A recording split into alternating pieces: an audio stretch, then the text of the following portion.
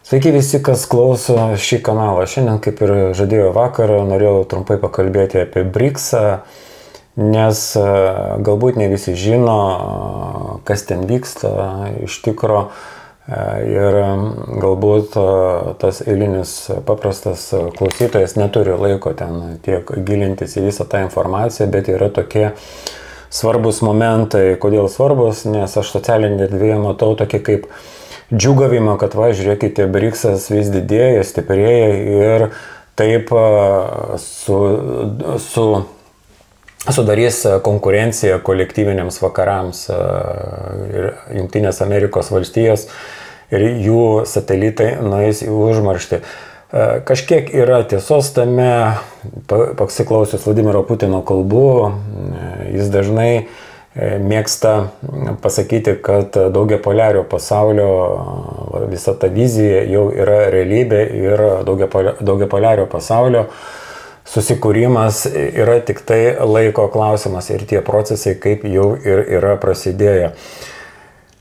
Kaip žinome, anksčiau Jungtinės Amerikos valstijos dalino tą globalų pyragą visiems, visi žaidė pagal Amerikos nustatytas taisyklės ir tos sustiprėjusios šalis, tiek Kinija, tiek Indija, nebenori sutikti su tom, taip pat Rusijos federacija nori taip pat dalinti tą globalų pyragą. Ir kaip atrodys tas globalus pyragas, užtenka pasižiūrėti į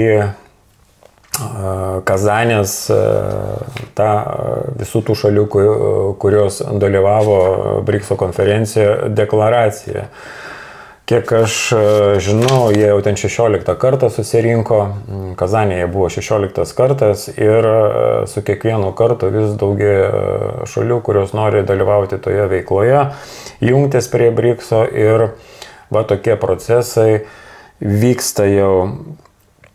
Bet aš perskaičiau tą Kazanės deklaraciją tų BRICS šalių ir tikrai ten nėra to, ką čia daugelis galvoja, kad čia tai kažkokie tai labai geriečiai, kurie čia kovos prieš blogiukus, prieš Jungtinės Amerikos valstijas, prieš jų nustatytą tvarką. Iš tikro pirmiausia reikia žinoti, kad ir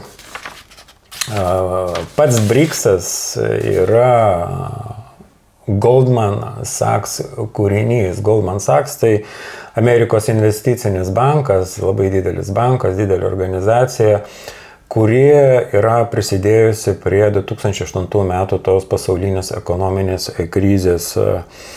Nesileisiu aš į tas detalės, kaip jie ten prisidėjo, bet tai buvo užfiksuota Goldman Sachs dokumentuose 2000 metais ir tie, kas labiau nori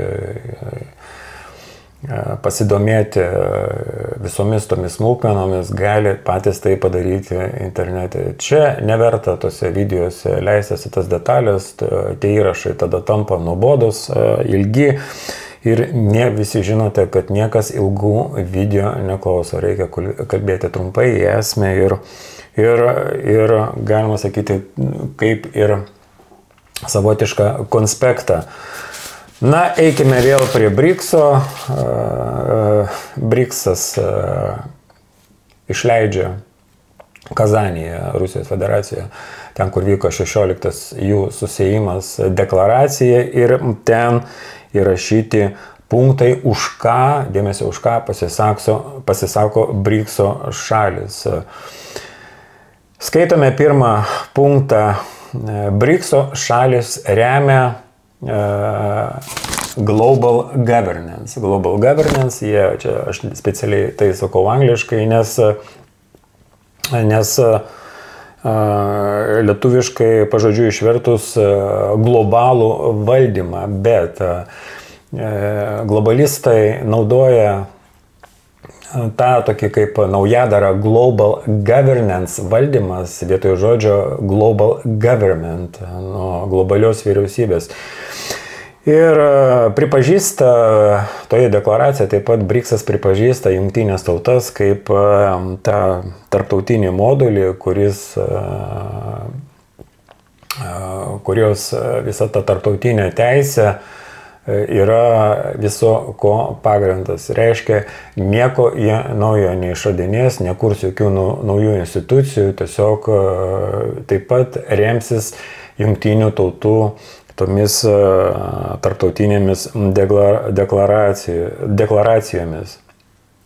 Taip pat BRICS-as toje deklaracijoje, Kazanės deklaracijoje, pasisakė ir už Tarptautinį valiutos fondą. Kas yra Tarptautinis valiutos fondas, nereikia aiškinti.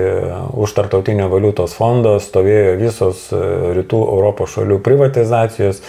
Visos privatizacijos buvo atliktos palei vieną Tarptautinio valiutos fondo schemą. Ir jie neišradinėjo jokio dviračio, visą tą sistemą pritaikė visur, visoje rytų Europoje ir tame tarpe ir Rusijoje. BRICS šalis palaiko visą tą sistemą, Tarptautinio valiutos fondo politiką ir nedaro jokių tokių skambių aštrių pareiškimų, kad jie atsisako ar kažkaip vienaip ar kitaip sukritikuotų Tarptautinės valiutos fondą. Bet bala nematė tų visų bankelių, trečių punktų. BRICS savo deklaracijoje rašo, kad jie yra už jungtinių tautų vystymą, už jungtinių tautų programą Sustainable Development. Sustainable Development išsiverstų darnus vystymasis. Iškart mes atpažįstame, kas yra visi tie darnieji vystymasi, tai tas pats ekologinis fašizmas, kada šalis, ypatingai pramoninės šalis, globalistų yra spaudžiamas sumažinti tą CO2 kiekį, o kas slepiasi už CO2 kiekio, išmetamo to kiekio, turbūt aiškinti nereikia. Tai tų globalistų darbotvarkė, kad sumažinti planetoje žmonių skaičių ir pereiti į tą taip vadinamą tvarę, vėl naujadaras tvarę ekonomiką. Taigi BRICS šalis, pasirašydamas memorandumą Kazanėje ar deklaraciją, pasisako už jungtinių tautų programą darnus vystymasis. Ten vėliau jie leidžiasi į detalės, jie ten konkretizuoja, kad pasisakys už konkrečiai anglies dvideginio, tai yra CO2 sumažinimą ir taip pat už CO2 rinkos sukūrimą. Ten vyks tarp tų šalių prekyba. Vienos šalis, aišku, išmeta daugiau to CO2, kitos mažiau ir tas kvotas jie ir toliau pardavinės, kurios norės daugiau nusipirkti, tos kvotos kitos turės galimybę perleisti, mažiau išsivysčiusios šalis, ir tarp tų šalių, BRICS šalių, toliau vyks prekyba CO2 kvotomis, kas rodo, kad jie faktiškai taip pat eina į tą globalią darbotvarkę, tik tai, kaip sakau, visas tas pyragas, kuris anksčiau priklausė kolektyviniams vakarams ir buvo nusprendžiamas, kas gaus kokį ten kasnį Jungtinių Amerikos valstijų, dabar tos sustiprėjusios šalis, tiek Rusijos federacija, tiek Indija, tiek Kinija taip pat nori dalyvauti ir dalinti pyragą, bet paprastų žmonių gyvenimo būdas nesikeis. Kada tos šalis deklaruoja CO2 sumažinimą, kad kovos už CO2 sumažinimą, tai reiškia, kad paprastam žmogui, Jonaičiui, Petraičiui ir Petraitei gyvenimas nesikeis, o galbūt jis tik tai blogės, nes bus įvedami nauji mokesčiai ir tas ekonominis fašizmas, žalesis fašizmas tikrai atsilieps paprastų žmonių gyvenimui. Dar prieš 20 metų jau apie tai kalbėjo tie, kurie jau gilinosi į jungtinių tautų tą darbotvarkę, į tą jų darbotvarkės planą, darnų įvystymąsi, ir jie aiškino tokiais paprastais pavyzdžiais, kaip tai atsilieps paprastam žmogui. Bus kažkokie limitai, bus naujose mašinose įtaisytos juodosios dėžės, black boxai, kurios kontroliuos kiekvieną mašinos nuvažiuotą kilometrą ir galbūt paprastam žmogui bus kažkoks tai limitas nuvažiuoti, pavyzdžiui, 50 km. Ir jeigu tu važiuosi daugiau negu dienos nustatytą normą, prašau, važiuokite, bet turėsite susimokėti. Tai yra įvedamas naujas mokestis ir kaip aš žiūriu, BRICS-o šalis nieko neatsisako tai, ką numatė ta globali pasaulio grietinėlė.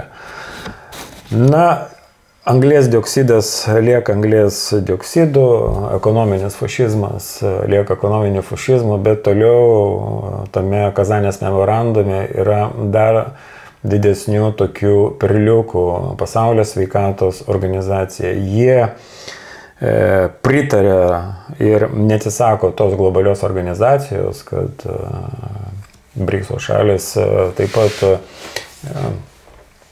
pripažįsta tą sukurtą instituciją, Pasaulio sveikatos organizaciją ir tame memorandume net vėliau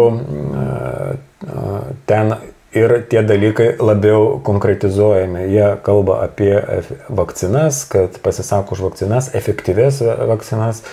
Ir kas dabar čia paprastam žmogui galės paaiškinti, kas yra efektyvi vakcina, kas neefektyvi arba net mirtina vakcina. Juk Pasaulio sveikatos organizacija taip pat, kada buvo madingos lygos laikotarpis, visus tos marmalus taip pat pristatė kaip efektyves vakcinas. Ir mes dabar žinome, kas atsitiko su žmonėmis, kurie patikėjo arba, kitaip kalbant, nebuvo priversti įsileisti tą marmalą į save, kokia padėtis yra su jų sveikata ir dar niekas nežino, kada žmonės pradės masiškai kristi, nors jau ir dabar, kada į Google įsivedi paieškos sistemoje kažką panašaus raktiniais žodžiais, metami straipsniai iš viso pasaulio, kas atsitinka žmonėms, kurie yra taip susimarmalavę, ar tai būtų lėktuvų lakūnai, ar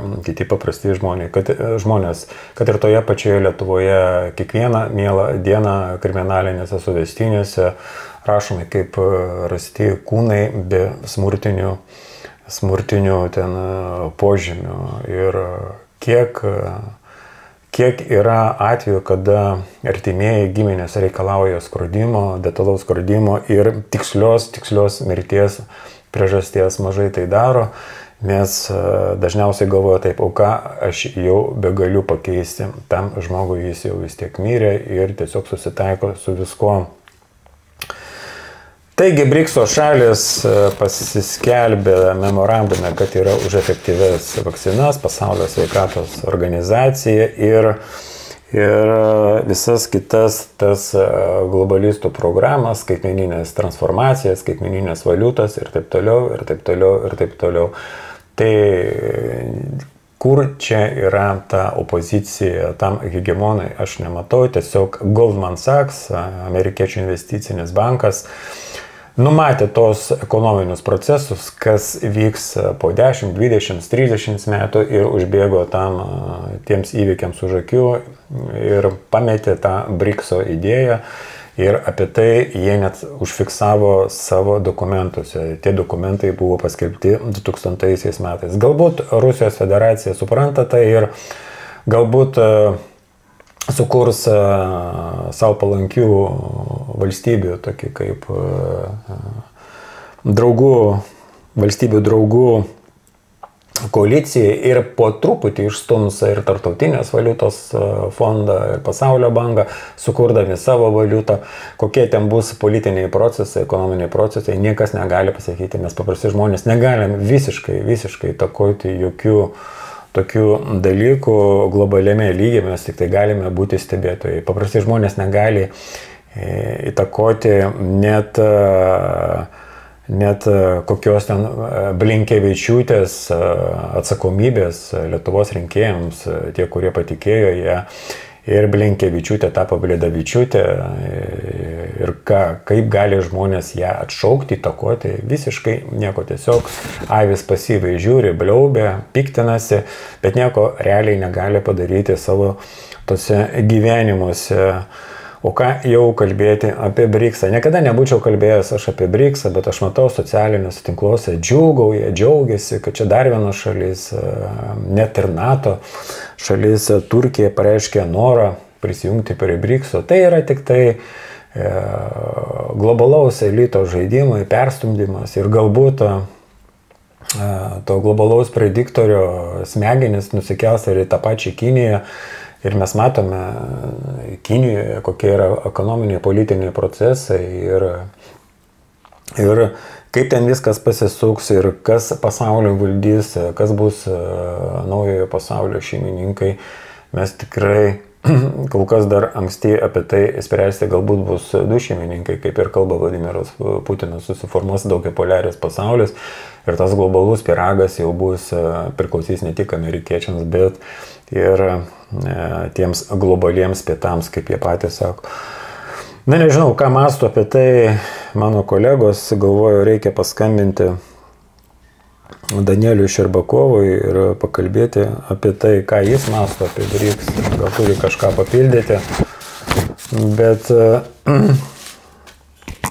nemanau, kad čia kažką tai galėtų papildyti, tiesiog perskaitai Kazanės memorandumą, BRICS-o šalių pasirašytą memorandumą ir tampa viskas, aišku, paskambinsiu aš.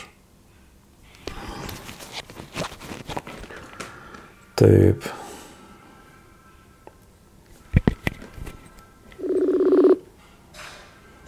Taip, Vygantai, klausau. Sveikas, Danieliu. Čia truputį pašnekėjau apie BRICS-ą, sakau, matau, aš socialiniuose tinkluose žmonės džiūgauja, o čia BRICS-as stiprėja, viskas tvarkoja, aišku, vyksta globalaus pyrago dalybos, bet žmonės džiūgauja, formuojasi rimta konkurencija globaliems vakarams, net ir NATO narė Turkija nori prisijungti, bet faktai yra tokie, kad tai yra Goldman Sachs kūrinys ir jie tai užfiksavo net savo dokumentuose 2000 metais. Na, aš pasižiūrėjau tą Kazanės memorandumą, kurį pasirašė BRICS šalės ir ten tokie dalykai, kad jie remia, o čia išsijungia. Reikia iš naujo. Taip, pusum. Jo, paspaudžiau čia aš. Ir pasižiūrėjau, aš kaip sakiau, tą Kazanėje priimtą memorandumą, kurį pasirašė visos tos dalyvavusios BRICS šalis, tai ten pilna tokių perliukų, kad jie remia ir global governance, tą globalų valdymą. Aišku, tas žodis toksai dabar kaip naujadaras, ne global government, o global governance. Bet čia kad remia visą tą jungtinių tautų teisę, Tarptautinio valiutos fondo globalią sistemą, o kas yra Tarptautinis valiutos fondas, niekam čia aiškinti nereikia. Ir tik tai pagal jų planą buvo atliktos visos privatizacijos, pagal vieną schemą Rytų Europoje, tame tarp ir pačioje Rusijos federacijoje. Toliau dar įdomiau eina. Tame memorandume tai jungtinių tautų darnus vystymasis, remia jie tą programą Sustainable Development, kas yra ekonominis fašizmas, žalesis fašizmas. Ir ten net ir... Dabar girdisi jo? Girdisi jo dabar. Na ir ten jie konkrečiai eina į detalės, kad ir prekiaus CO2 kvotomis ir skatins CO2 sumažinimą, kas yra faktiškai ekonomikos dusinimas arba, kitaip kalbant, žmonijos skaičiaus sumažinimas, remia ir PSO, Pasaulio sveikatos organizacija, remia efektyvias vakcinas ir taip toliau. Žodžiu, skaitau faktiškai visiškai globalistų dokumentą ir kyla klausimai, koks tada čia yra Rusijos vaidmuo. Galbūt vėliau Rusija kažkaip perims visą tą mechanizmą, galbūt kažkaip atsisakys ir Tarptautinės valiutos fondo įtakos, o gal nebus, gal jie čia visi susitarė ir tame globaliame lygyje. Kam pats manai apie BRICS Ir trumpai, kaip galėtum čia taip apibendrinant, pakomentuoti tą memorandumą, kurį BRICS šalys priėmė Kazanėje. Nu, dabar iš to, ką jūs pasakėt, man piešėsi tokia analogija, kuri dabar yra populiari internete, tai yra vilkas ir šuo. Vilkas, jeigu jos įmi du gyvūnus, įmi pagal jų požymius, analizuoji, tai vilkas turi dantis, šuo turi dantis, turi liežuvį abudu, turi abudu po uodegą, 4 kojos, kailis, panašaus ūgio, dydžio, sudėties ir sakyti, kad jie yra vienodi, neapsiverčia liežuvis. Nes tai yra 2 skirtingi gyvūnai. Tai, sakykime, jeigu dabar žiūrėti tą BRICS-ą, iš to, ką jūs pasakėte, ant popieriaus tai atrodo lygiai taip pat, kaip yra dabar vakaruose. Bet jeigu pagalvoti, kad, pavyzdžiui, vakaruose tą pačią ekologiją naudoja kaip ginklą. Tai yra, jeigu nori kažką uždaryti, sunaikinti kažkokią gamybą, jie sako, kad ta gamyba yra neekologiška, pastato į nepatogią situaciją ir priverčia uždaryti.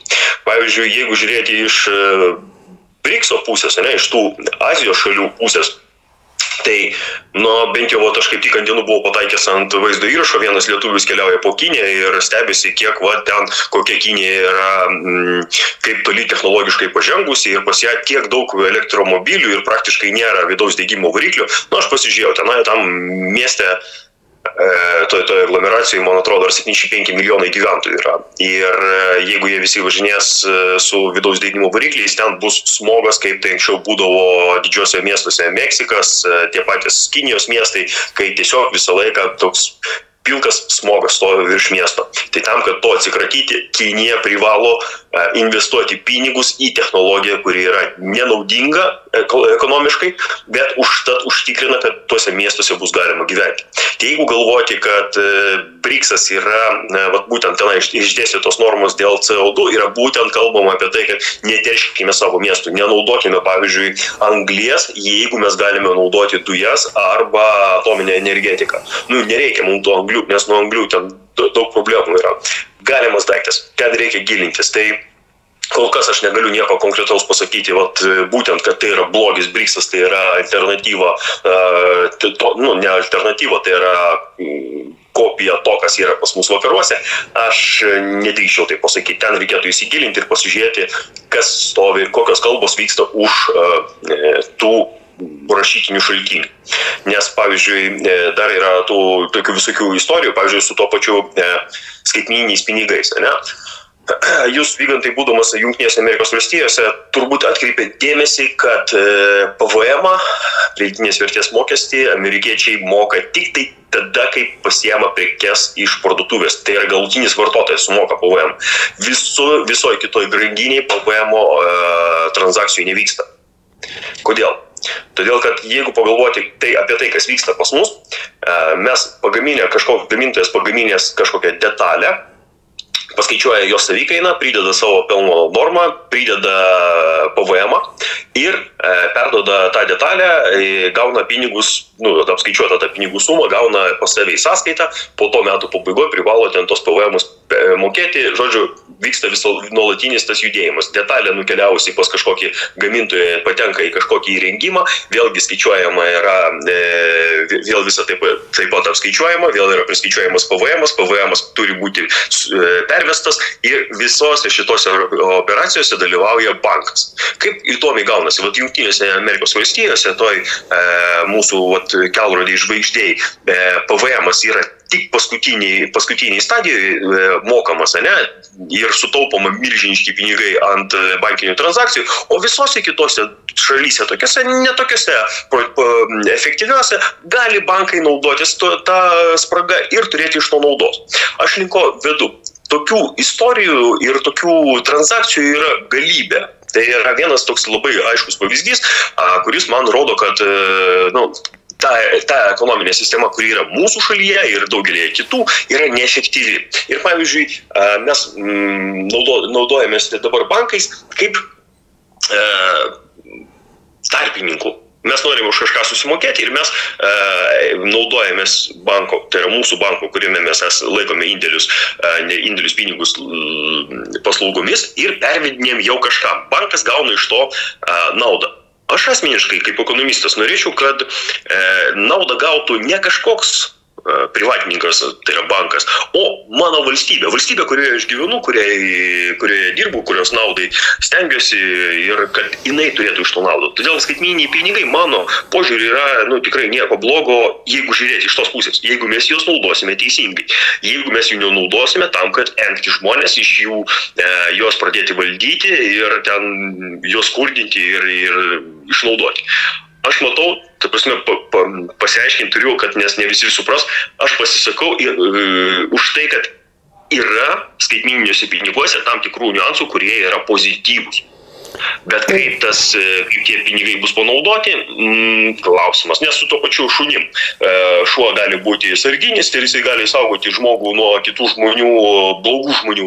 Bet gali būti ir tokių atvejų būna, kai tą šunį naudoja kaip tik pulti kaimynus, draugus, pažįstamus, artimuosius su tikslu kažką iš jų atimti arba išgąsdinti arba atstumti. Tai viskas priklauso nuo to, kaip mes tas priemonės naudosim. Na gerai, tai aišku, finansinę sistemą valdo tie, kurie atlieka piniginį emisiją. Nesvarbu, ką jie ten paskels pinigais, ar popierių, ar auksą, ar jie nustatys ten konkrečią vertę, ar tai bus skaitmeniniai pinigai, bet aišku, su skaitmeniniais pinigai bus daugiau kontrolės, išnyksta palaipsniui grynieji ir kiekviena tavo transakcija bus matoma, reiškia, ekrane ir kažkokie bus, reiškia, valdantiesiems svertai užsiimti dar didesnę kontrolę. Nu, bet gerai, su pinigais viskas aišku yra. Bet paimkime dar šitą kitą, gerai, ten su tais pinigais dar galima kažką išmastyti, kieno rankose bus, kaip ten viskas bus atlikta. Bet imkime šitą punktą. Pasaulio sveikatos organizacija, konkrečiai kalbamės apie tą BRICS. Ir šalis paskelbė, kad pripažįsta tą Pasaulio sveikatos organizaciją kaip tokią globalią instituciją, kuri galbūt nurodinės nacionaliniam valstybėm, kad čia skelbėme naują pandemiją, kuri pavojinga ten žmonijai ir globalių lygių reikia ten marmaliuotės dar kažkokiais ten dalykais, kuriuos mes patvirtiname, mes Pasaulio sveikatos organizacijai. Ir man taip kažkaip keista, kad niekaip nenusikrato tos šalis tokių globalių organizacijų, kurios lygioj vietoje matomos, kad atlieka tų ultra globalų vaidmenį, kas liečia visus tos dalykus ir tiesiog kaip iš kažkokio tai vadovėlio nurašyti tie tekstai ir nesuprasi, kas skaitai, ar čia BRICS šalių kažkokį memorandumą, ar ten kokį tai globalistų Švabo ten kažkokius tai šalių pareiškimus, švabinių šalių pareiškimus. Jie yra už efektyvės vakcinas. Nu ir aš tada prisimenu Rusiją, kaip viskas vyko su tais skiepais. Sputnikas, koks skirtumas Sputnikas, pamenu, Solovjovas federalinėse kanaluose tiesiog rėkė, kad visus reikia semti, ten bausti griežtai, kurie atsisako vakcinuotis ir sukelia žmonėms tą grėsmę. Aš matau, yra toks vis tiek tas bendros tos formulės, to pasaulio valdymo formulės ir toje vietoje su Pasaulio sveikatos organizacija, tai tik tai kritiškai galima žiūrėti, tai efektyvios vakcinos. Kas nustatys, kas yra efektyvi vakcina? Pasaulio sveikatos organizacija, taigi ir sakydavo, kad covidinės tos vakcinos yra efektyvios ir kuo viskas baigėsi. Tai čia ta vieta. Pasaulio sveikatos organizacija, tavo žodis. Sakykime taip, su vakcinom pradėti reikėtų, aš norėčiau pradėti nuo vakcinom. Jūs gerai atkreipėte dėmesį į Sputniko istoriją. Tos vakcinos, kurios pas mus buvo, aš iš principo, jeigu imti mane, aš prieš skiepijimą neturiu nieko prieš, jeigu tie skiepai skirti yra gelbėti žmonių gyvybės, o ne uždirbti pinigus. Sakykime, jūs atkreipėte dėmesį į Sputniką. Nes, pavyzdžiui, tokių buvo šitų poliomielito buvo epidemija žiauri ir labai daug vaikų nukentėjo nuo to ir buvo ten tokie metaliniai plaučiai, plininiai plaučiai vadinami, kur žmonės gyveno. Dar vienas, man atrodo, gal netgi vienas paskutinis iš tų aukų yra gyvas, dar jisai šiaip netaip kvėpuoja, jau ten tos 3 aparatus pakeitė ar 2 ir žodžiu, nepavydėtina lemti žmogaus. Tai, o jeigu pažiūrėti į tą poliomielito epidemiją, tai tų plininių plaučių buvo didžiulės ligoninės ir pilnos tų būgnų, kuriuose gyveno vaikai. Tai jeigu vakcina padeda išspręsti tokią problemą, aš už. Jeigu jie nesikankina, jeigu jie neserga, taip, aš sutinku, kad ten vakcinos efektyvumas, jeigu sveiko proto žmogaus akimi žiūrint arba tikro mediko, tai jisai skaičiuojasi pagal tai, santykis pagal tai, kiek ta vakcina išgelbėja žmonių ir kiek žmonių patiria šalutinį poveikį. Jeigu vakcina padeda išgelbėti 100 000 tų pačių vaikų ir nuo jos šalutinio poveikio numiršta vienas, man atrodo, tai yra tikrai gera vakcina, bet ta istorija pritiko su Pfizer. Su PSO tai kontekstas buvo į tas paskutinės vakcinas. Aplamai PSO priima sprendimą prieš nacionalinės valstybės, kad ten tokius ir tokius darys sprendimus. Tai pabaigsiu su šito, gerai, prieisim prie tos idėjos, tos paskutinės situacijos, kuri buvo su COVID-u. Tai per COVID-ą buvo, sakykime, 2 stovyklos vakcinų. Tai buvo vakarų vakcinos ir buvo Sputnikas.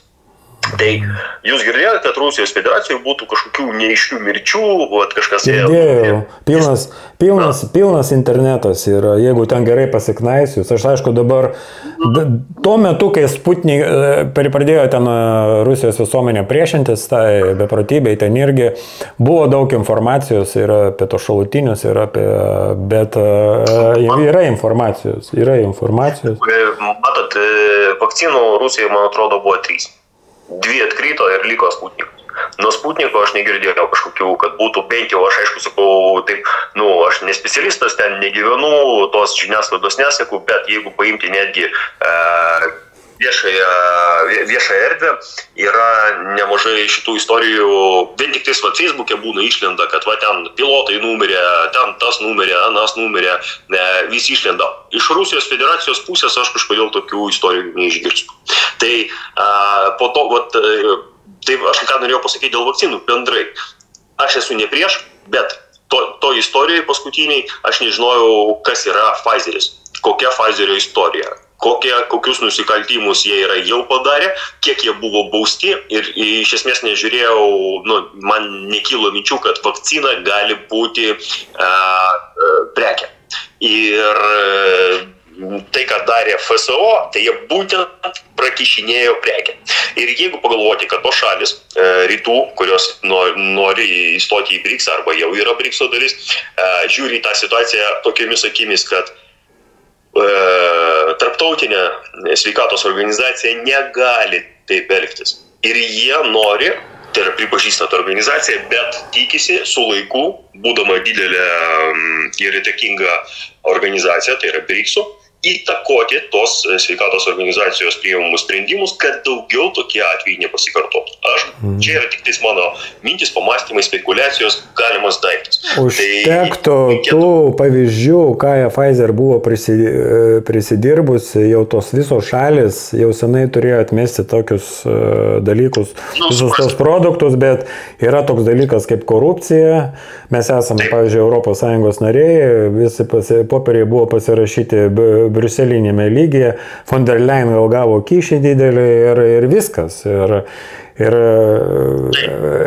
realiai turėjo BRICSas bent pareiškimą padaryti, kad mes kursime ten kažkokias savo organizacijas, nes PSO jau yra senai susikompromitavusi, ten visus reikia faktiškai kišti kalėjimą už...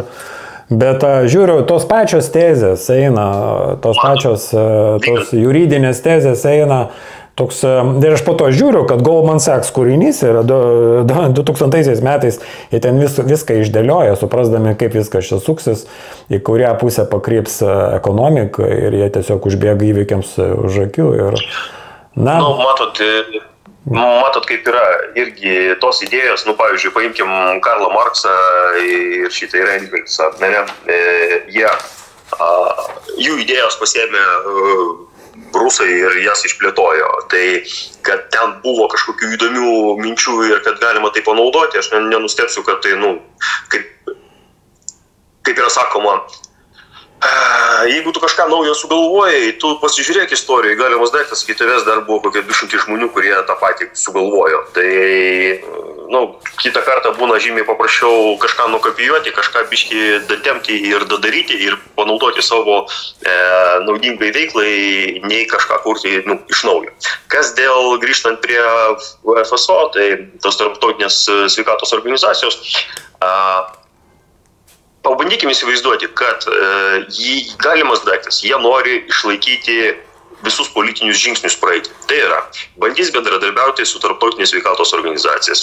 Jinai tada jau kompromituosis tarptautinė ta organizacija kažkokioj formoj ir tada bus pasakyta, žiūrėkit, jūs nenorit klausytis mūsų, jūs mus išdurinėjat, mes kursime savo atskirą. Nes taip irgi ten yra daug tų tarptautinių susitarimų, kurių negali taip tiesiog, man nepatinka ir aš to nedarysiu.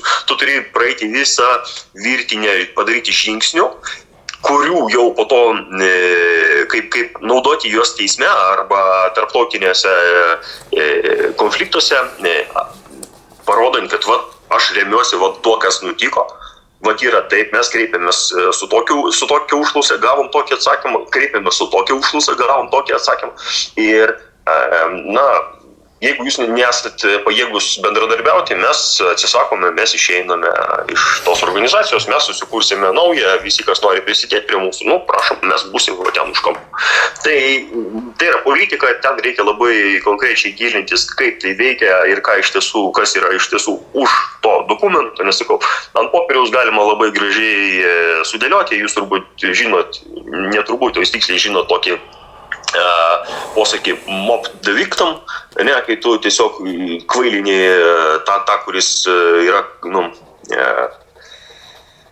auka, tu iš jo tiesiog darai Mickey Mouse'ą, tu jam sakai vieną, nors potekstė yra visai kitokia. Ir jeigu žmogus nueina į teismą ir aiškina, man buvo pasakyta, kad Seimo rinkimuose ėjo šitas, kaip jis kandidatas į Seimą ir žadėjo padaryti, o tada įsigilina teismas ir sako, tai aš žadėjau pabandyti padaryti geriau. Aš nesakiau, kad aš padarysiu, aš žadėjau pabandyti. Ir teismas išteisina. Tai irgi vakarų žodžiai traktuojami gali būti vienaip, rytų kitaip. Tai reikėtų pasiklausyti, kokie yra komentarai. Nes visą laiką prie dokumentų būna kažkoks komentaras. Ir pasiskaityti iš tiesų tos komentarus, pabandyti pasižiūrėti, ką politikai kalba apie tos susitarimus, ypatingai, pavyzdžiui, spaudos konferencijose, kai uždavinėjami yra klausimai, būna dažnai paaiškinama, ką vienu ar kitų klausimų norėta pasakyti. Tai mano nuomonė yra tokia šio klausimu. Vienu žodžiu žiūriu tavo tokia optimistinė daugiau ir aš taip kažkaip skeptiškai žiūriu visas tas formuluotės, visas tas jau nebėra žmonėms jau to laiko, žiūriu, tie žaidimai toliau ten aukštam lygyje vyksta. Aišku, ateitis parodys, bet jeigu jie ten flirtuos su ta PSO, iki sekančios pandemijos ar visos šalis šoks pagal tą dudelę, tai jau faktiškai vieną dieną atsibūsime tame skaitmeninėme lageryje, jau faktiškai ir gyvename skaitmeninėme lageryje, nebedaug čia betrūko. Jūs sakot, aš taip kažkaip optimistiškai žiūriu. Aš žiūriu iš tos pozicijos, kad šitoj situacijai aš pakeisti nieko negaliu, alternatyvų BRICS-ui nėra. Ta situacija, ta geopolitinė sistema, kurioje mes dabar gyvenam, tikrai nėra gera. Belieka tikėtis, kad kažkas ateis naujo pasauliniu mastu, kas padarys tvarką šitam pasaulyje, kad negriūs ekonomikos šalių, nes iš esmės, jeigu žiūrėti į BRICS-ą, bent jau tiek, kiek yra pateikiama, bent jau, ta prasme, lengvai prieinama, tai, ką aš kartais perskaitau Facebook'e, koks nors ten pasiūlymas būna, tai kalba eina apie tai, kad ekonominis bendradarbiavimas BRICS-e yra pats pagrindas. Svarbiausia, kad visos šalis vienodai vystytųsi ir padėti tom, kuriuom sekasi blogiau, tų sąskaita, kuriuom sekasi geriau. Tai pirmas reikalas visą laiką kalba eina apie bendradarbiavimą. Ar aš galiu kažką tame pakeisti? Ne. Ar dabar nuo to, kad aš nervuosiu, psichosiu ir kad mane čia atseit bando vėl išdurti, man nuo to bus geriau? Ne. Aš atsikeliu, einu į darbą, dirbu, moku mokesčius, žiūriu į visą šitą cirką kaip serialą ar filmą, kuris žymiai įdomesnis, vien tik dėl to, kad tai įtakoja mano gyvenimą vienokį ir kitokį formoj. Taip pat kaip negaliu pakeisti filmo ar serialo, jeigu negaliu įtakoti. Aš galiu tiesiog žiūrėti, domėtis ir analizuoti. Supratau. Na tai tiek apie tą BRICS-ą. Dar norėjai ką nors pridurti, gal kokiu kitų klausimų, nes jau kaip ir... Čia pasirodė laida jūsų su Vaidu Žemaičiu Rekstučiu. Apie tai, kad pasirodo, kad galimai gali būti, kad Lietuvos liaudies partijos pirmininkas Tauras Jakelaitis galimai turi kažkokių ten ryšių su valstybės saugumo departamentu, nes kaip Vaitkus ten patviravo, kad jis būtų labai patenkintas, jeigu būtų saugumo vietoje Tauro Jakelaičio veikla. Ir man taip, dėl to aš vakar ir kalbėjau apie tai, nes sakiau apie tos politinius jau lūzerius, politinius lavonus nebėra ko kalbėti, bet kada ten viešoje erdvėje skelbėme, kad čia Lekstutis ar Kelertas saugumui dirba, kas yra visiškai kledesiai. Ir va pats Vaitkus meta tokį kaip šešėlį Taurui Jakelaičiui, kuris naudojosi tą pačią partiją, jos tą platformą ir aišku dabar, kai nepavyko jam patekti prie lovio, tai jis dabar kaip ir ieško kaltų ir atpirkimo už jų, nors jis buvo įspėtas, vakar mes kalbėjom, kas yra iš tikro Tauras Jakelaitis, tai yra Butkevičiaus chebra ir kas yra Butkevičiaus, matyti niekam čia nereikia aiškinti. Nu trumpai, koks tavo požiūris yra apie tai, nes vakar kažkaip ten ilgai gavosi, nebeišėjo tau pasukti. Šiaip aš irgi norėčiau jau, po rinkimų, šiaip iš tiesų po prezidentinių rinkimų aš jau jį Vaitkų nurašiau su visą jo tą aplinką, bet čia dabar tie Seimo rinkimai stebėjau, kaip tai viskas vystėsi ir norisi pasakyti, kad jeigu ne Vaitkus ir jo tie šposai, jo rezultatai jo prezidento rinkimuose būtų žymiai geresni, jeigu dabar žiūrėti į tendencijas, tai kas yra nuo prezidentinių rinkimų iki dabar jis sugebėjo išbarstyti 70% palaikymo, tai jeigu galvoti, kad prezidentiniuose rinkimuose jisai savo keliais pasirodymais, tai yra, kai jis pasakė, kad Šimonytė yra Rusijos agentė ir pasisakymų dėl LGBT, jis išbarstė dar 70% tuomet buvusių žmonių, tai yra už jį prabalsavo 700, tai yra prabalsavo už jį 100 000, aš neatmetu, kad buvo norinčių ir palaikančių Eduardą Vaitkų ir būtų iš viso prabalsavę 200 000, tų, kurie palaikytojai ir dar 100 000 būtų prabalsavę tų, kurie buvo iki paskutinės akimirkos neapsisprendė. Bet kai jisai pradėjo kalbėti nesąmonės, tie žmonės tiesiog pakėlė rankas ir pasakė, ne. Matosi, kad senoliui prastai jau su galva, jeigu jau Šimonytė tapo Rusijos agentė, jeigu jis jau eis su LGBT su mielu noru, ne, mes tame nedalyvausime. Tai va, tai atėjo dabar tie Seimo rinkimai, jie įvyko, ten dar prezidentiniuose rinkimuose mes ten sudalyvavom, to prasme, gavom galimybę su juo pabendrauti ir sužinoti, kas kaip ir žmogus dabar atėjo tai Seimo rinkimų rezultatai, nieko kažkokio ten kitokio rezultato nesitikėta. Ir dabar prasideda įdomiausia dalis. Po rinkimų MPJ puslapyje pateikiama informacija apie tai, kad liaudės žurnalistai, jie tik tais šneka ir ten taip įdomiai suformuluota tinklaraštininkai ir kabutėse liaudės žurnalistai. Tai tenai kalbama tam straipsnėje, ten kažkaip prasideda nuo krikščioniškų įdomių tokių žodžių.